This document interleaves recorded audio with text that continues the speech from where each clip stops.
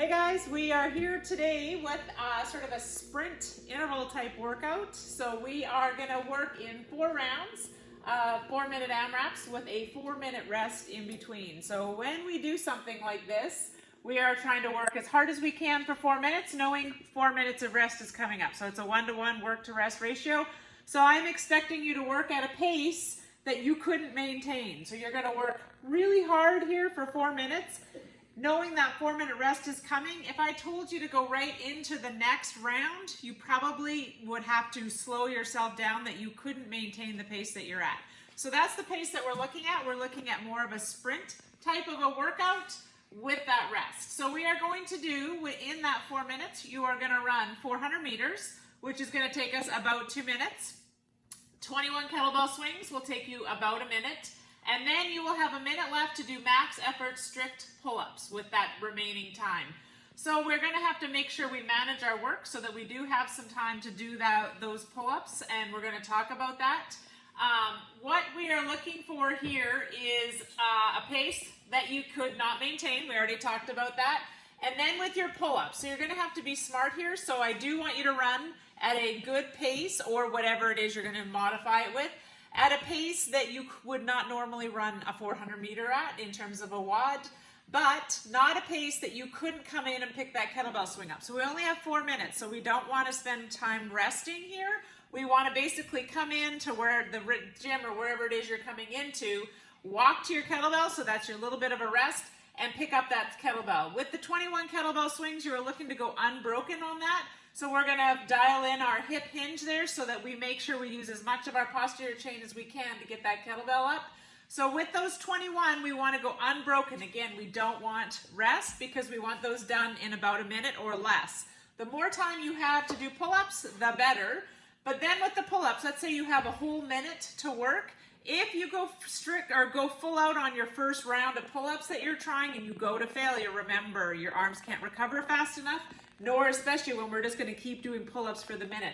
Be smart here. So you want to go unbroken, you want to push yourself, but here you want to be smart. You're trying to get as many pull-ups as you can in whatever time frame you have left.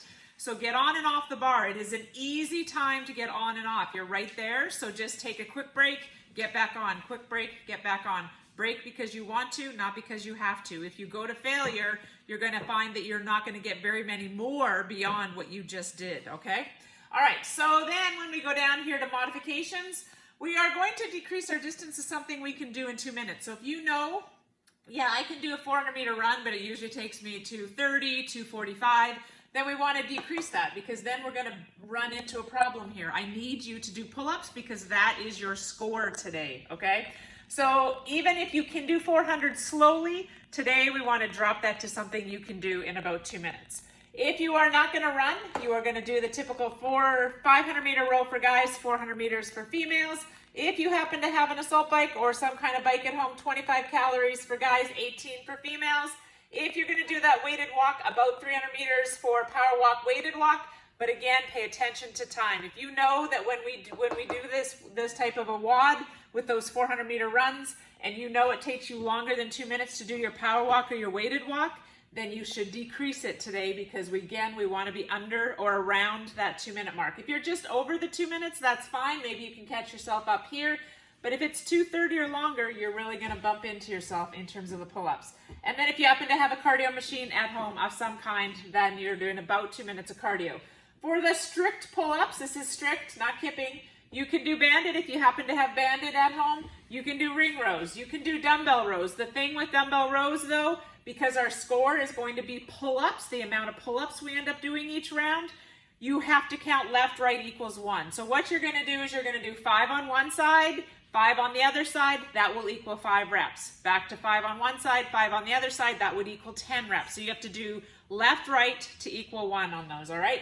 And if you have your odd objects, so sandbag, book, or backpack or something like that, odd object rows. Kettlebell swings, the one thing I want to mention here, because we have pull-ups, we do not want that soft bend in our arms, right? We want to lock out. We don't want to use our biceps at all for kettlebell swings. So we need to make sure our arms are straight so that we preserve our bicep strength for the pull-ups or whatever kind of pull you're going to do. Strong hip hinge, we talked about that. Make sure your hips are doing the work so you can go unbroken. You do not want to have to put this kettlebell down today, okay? 21 dumbbell swings if you don't have a kettlebell. 21 odd object swings if you don't have either one of those. And if the odd object is just too weird for you to do, then you can do 21 odd object ground to overhead, okay? All right, going to the ground, we have Demo Man Max today. So we are going to do a quick demonstration of the kettlebell swing. So he's going to have his arms straight, and we are going to do a strong hip hinge, okay, so that we can go unbroken on those kettlebells. So KR Max is going to show us 5 strong kettlebell swings. He's got a really good hip hinge so that that posterior chain is doing the work. His arms are straight so that he is not bending, so he is preserving his bicep strength. All right, if for odd object, for kettlebell swings, we don't have that, we're going to use the dumbbell if you happen to have a dumbbell. So you're going to hold it at the end, at the top of one dumbbell. So then, can you kind of turn a little bit sideways so that Kale's getting you from this direction? Okay, so that you can see his hip hinge and you can see how he's holding it. He's not holding it with 2 hands or holding it like this. He's just holding it like it's a kettlebell, and he's going to swing it like a kettlebell. All right?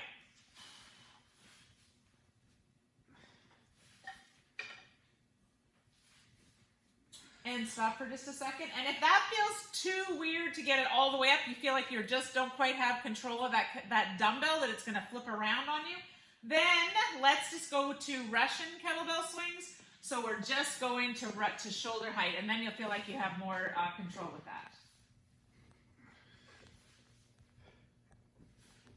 Good. And then one last thing. Max just had it in his hand. Some of you are also talking about feeling like you just don't have the control. You can go two-handed. It's just a little bit of a different grip, but then you for sure have a better grip on that dumbbell. So just show them two-handed. So just sort of play around with it and figure out which way works best for you. And then if you happen to have a sandbag, you can do sandbag swings. Sure. Figure it out. Again, play around with it. Or if that just feels too weird, you're going to do ground to overheads. Couple ground overhead. You're basically just wanting to take that up, straight overhead, so we're using all of our body parts. Okay, with that ground overhead, it does use your biceps a little bit though, so that will be a problem in terms of pull-ups. All right, we're gonna go to pull-ups now. So if we're gonna go to the pull-up bar, what? Kale's being an idiot. All right, with the pull-ups, so we are going all the way down, all the way up. These are strict pull-ups, right?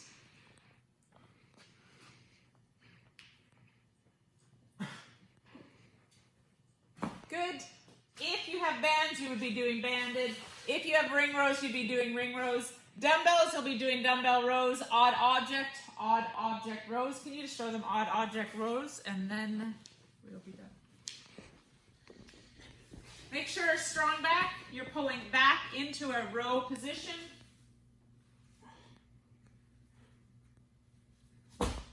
Alrighty.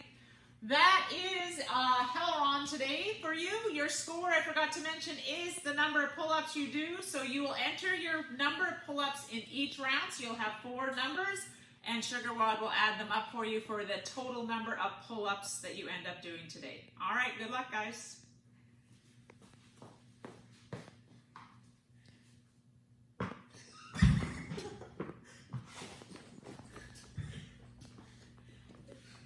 All right, stick it off.